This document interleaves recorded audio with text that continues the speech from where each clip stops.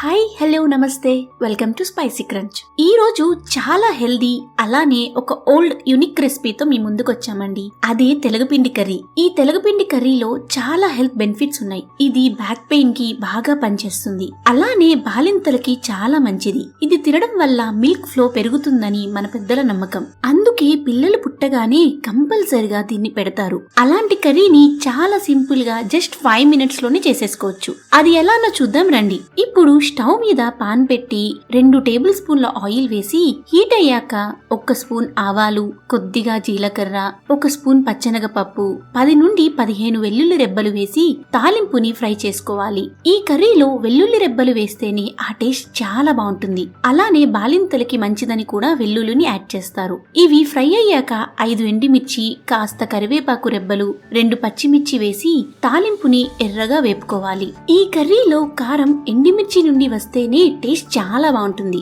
అందుకే ఎక్కువగా వేశాను. ఇప్పుడు సన్నగా చాప్ చేసిన ఆనియన్ వేసి ఫ్రై చేసుకోవాలి. ఆనియన్ త్వరగా మగ్గడానికి 1/2 స్పూన్ పసుపు, అలానే కొద్దిగా సాల్ట్ వేసి లో ఫ్లేమ్ లో మూత పెట్టి ఆనియన్స్ ని బాగా మగ్గనివ్వాలి. మధ్య మధ్యలో కలుపుతూ ఫ్రై చేసుకోవాలి. ఇప్పుడు మూత తీసి ఒక్కసారి కలుపుకుని కందిపప్పుని ఒక 80% బాయిల్ చేసుకుని వాటర్ స్ట్రైన్ చేసి కందిపప్పుని యాడ్ చేసుకోవాలి. ఈ కర్రీలో బాయిల్ చేసిన కందిపప్పు వేయడం వల్ల టేస్ట్ చాలా బాగుంటుంది. అస్సలు మిస్ చేయకండి. ఇప్పుడు 1/2 స్పూన్ కారం, 1 స్పూన్ సాల్ట్ వేసి కారం పచ్చి వాసన పోయేంత వరకు ఫ్రై చేసుకోవాలి. నేను ఆల్రెడీ చెప్పాను కదండి, ఇందులో కారం కన్నా ఎండుమిర్చి నుంచి వచ్చే కారం టేస్టే చాలా బాగుంటుంది. సో కారం తక్కువగానే వేసుకోండి. ఇప్పుడు 4.5 గ్లాసుల వాటర్ వేసుకోవాలి. ఇలా వాటర్ వేశాక మూత పెట్టి కొద్దిగా ఓపెన్ చేసి వాటర్ ని రోలింగ్ బాయిల్ లోకి వచ్చేంత వరకు మరగనివ్వాలి. సేమ్ మన ఉప్మా ప్రాసెస్ లాగానే ఇప్పుడు మూత తీసి ఒక్కసారి వాటర్ టేస్ట్ చూసి సాల్ట్ ఏమైనా సరిపోకపోతే అడ్జస్ట్ చేసుకోవాలి. నాకన్నీ పర్ఫెక్ట్ గా సరిపోయాయి. ఇప్పుడు మనం ఏ గ్లాస్ తో అయితే వాటర్ మెజర్ చేసామో అదే గ్లాస్ తోనే 2 కప్పుల తెలగపిండిని వేసి బాగా ఉండలు లేకుండా కలుపుకోవాలి.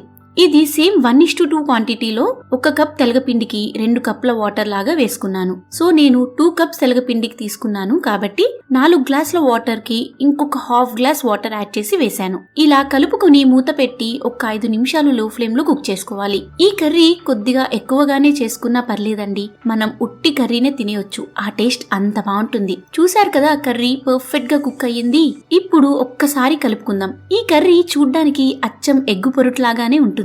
ఇప్పుడు కొద్దిగా కొత్తిమీర వేసి కలుపుకుని స్టవ్ ఆఫ్ చేసుకుని సర్వింగ్ బౌల్ లోకి తీసుకుంటే మన టేస్టీ అండ్ హెల్దీ తెలగపిండి కర్రీ రెడీ. ఇది అన్నం, రోటీ లాంటి వాటిల్లోకి బెస్ట్ కాంబినేషన్ అండి. ఒక్కసారి ఈ కర్రీ టేస్ట్ చేస్తే మీరే అంటారు ఉట్టి కర్రీనే తినేయొచ్చు, ఆ టేస్ట్ అంత బాగుంటుందని. ఏంటి, నచ్చింది కదా? మీరు ఒక్కసారి ట్రై చేసి మీకెలా వచ్చిందో నాకు కమెంట్ బాక్స్ లో చెప్పండి. ఈ వీడియో గనుక నచ్చితే please like, do share and subscribe to our channel spicy crunch.